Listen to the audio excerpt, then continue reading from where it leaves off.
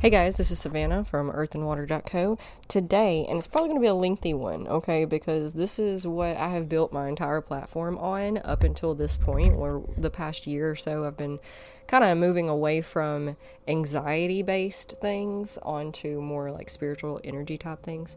But today we're going to talk about a few causes of anxiety, because there's lots of things that can make you more prone to anxiety, as well as things that trigger anxiety. So first we're going to talk about what anxiety actually is, because it's not a widely, well, it is now, but up until like right now, the past 2 or 3 handful of years, not long at all, people have kind of not really talked about anxiety at all. It's always been seen as this thing that you need to get over or suck up or deal with, or, like you're being dramatic. Lots and lots and lots of negative connotations that go along with anxiety.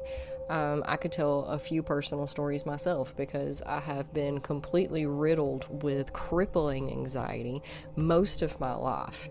And I have the past 8-10 years moved away from that. It's probably about 10 years. How old am I? Let me math real quick. Okay, so yeah, about 10 years is what my anxiety healing journey has been, because up until that point I wasn't trying to heal it. I didn't know you could heal it. I didn't know that there was a thing that needed to be healed or that could be healed. So until that point I was just kind of doing and living and surviving in survival mode completely and utterly. And then how much back information do y'all want? I'll speed through it the best I can. So when I was about 22, we decided to start a family. Me and my husband, we've been together since we were 16, so we were married at this point. It was yada yada. That's just the next step, right? A few family members we were close with were in the hospital and not doing well. They ended up surviving that situation, but it triggered us wanting to go ahead and have children, because we wanted these individuals to be in their lives. Fast forward, it took us about a year to get pregnant the first time. Who knows why? I can only have theories, and boy do I have a lot of them. But we got pregnant the first time after about a year of trying, and then that pregnancy was, oh my gosh, I've never been so sick in my life. We could go on about that, but I'm just going to skip over that and say that he didn't survive past 4.5 months gestation. So that was a whole ordeal. And that kind of kicked off my healing journey, because I was very confused, why did this happen? Lots of things. So that was kind of the first time I realized that I was sick, just as an individual, just as a person, through no other reasons really other than lifestyle and just how I was, the standard American diet, right? We could go on. I could do so many tangents on this. Let me stay focused. And then, so moving on, I got pregnant with my son, my oldest. I was a complete and utter wreck. That my anxiety up until that point had just skyrocketed for, obvious reasons. And then when he was born, I had terrible postpartum anxiety. Up until that point, it had been just kind of general anxiety, social anxiety. I did total 2 vehicles in 1 weekend when I was 17, and then I had trauma-based anxiety around driving for the next 6 years and didn't. So I've tasted out a lot of flavors of anxiety, and was just, at this point, I was about 23 years old and riddled.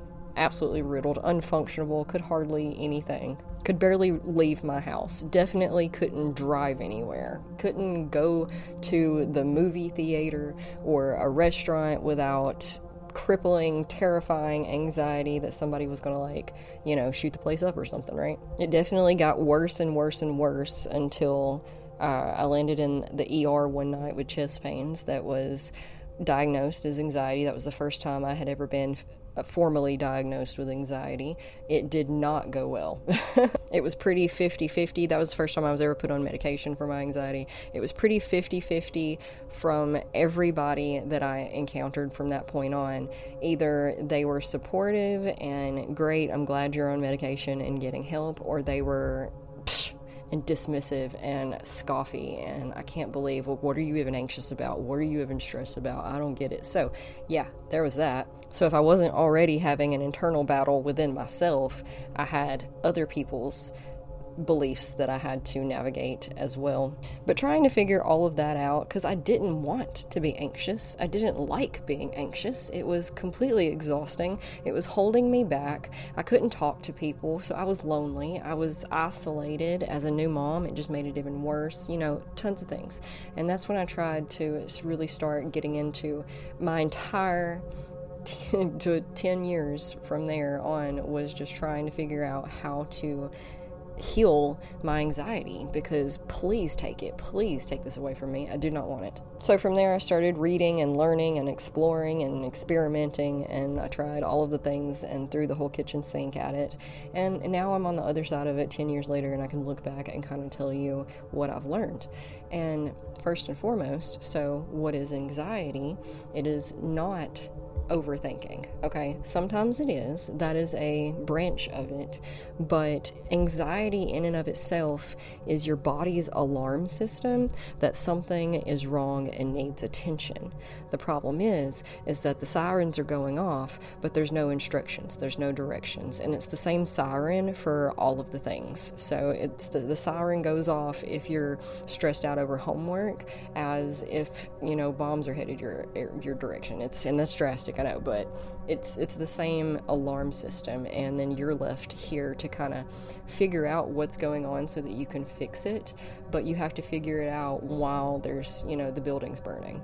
So some of the causes of this, for one, we covered the overthinking one. That's the one that everybody's pretty familiar with. Overthinking can definitely cause anxiety. That's mostly from trying to control things and trying to live in the future, often caused by the past things and situations, circumstances that happen to you, to be more vigilant and trying to prepare for threats coming your way. Totally understandable. It's a trauma thing. And that being said, I have clients who are like, but nothing traumatic has ever happened to me. What do you mean it's a trauma thing? And well, secondary trauma is a thing. Global trauma, national trauma. We all collectively experience traumatic events, especially the big ones together. 2020, that was a pretty traumatic event. We definitely all thought we were going to die. It shut down the whole entire world, and we had to, that was a traumatic event that we collectively experienced. And you're saying, but mine started before then. Well, sure, do you remember 9/11? I mean, just pick a historical event. You didn't actually have to be present for it. If your parents were present for it, they may have passed it down to you. If your grandparents were present for it, they may have passed it down to you. My grandfather lived through the Great Depression. That definitely, absolutely, 1,000% got passed down. The traumatic things that he took on, the belief systems, the mechanisms and the habits that he created and to protect himself and his family from that event definitely stemmed and passed down through the generational tree. You could see it. But anxiety is not only caused by trauma or mental, emotional things, okay, past circumstances. It can also be, because this is what my issue was, a physical response. I found out that soy, which I'm allergic to, but I didn't know I was allergic to, but I did, but I didn't, but it's a thing. We could do a whole episode on that. That was causing most of my anxiety, and once I cut that out of my diet, my anxiety for the first time in my entire life, I'm talking 25, 27 years at the point at which we found this out, it just overnight was gone. It was insane, and that's how I found out that allergens, toxins, anything foreign in the body that your body rejects can set off your anxiety alarms. And that's definitely more of one of the problematic ones on trying to pinpoint, okay? Nobody wants to make diet changes. It took a whole elimination diet for me to find out, and it's not for the faint of heart, I mean, anybody can, but it's just a matter that you're going to have to want to do it, and that one's not one of the more easier paths. Some people are also just genetically predispositioned to such things, just like some people are predispositions for Alzheimer's or Parkinson's, and there's a whole switchboard in your DNA, and if you have that switch, then you are more prone to that medical happening. So yeah, it can be trauma based, it can be allergy based, it can be genetic, And then moving away from the more physical stuff into the more energetic stuff. And from here on out, it's definitely more pseudoscience, theoretical type things. But if you're studying energy, and energy is just fractal archetypes retranslated over every dimension. And I use the word dimension as like mind, body, spirit type thing. You know, you exist on several different levels. So that's what I mean by that. But anyway, in Ayurveda, there are 3 doshas.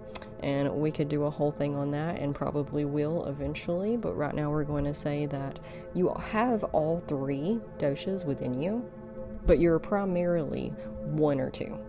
And one of those, Vata, is associated with the element of air and ether, so it could stand to reason that if you were predominantly Vata, then you would have more of this air, ether energy, which is it's harder to hold on to. So you're going to feel more floaty, more airy, more disintegrating, which is a thing that causes anxiety.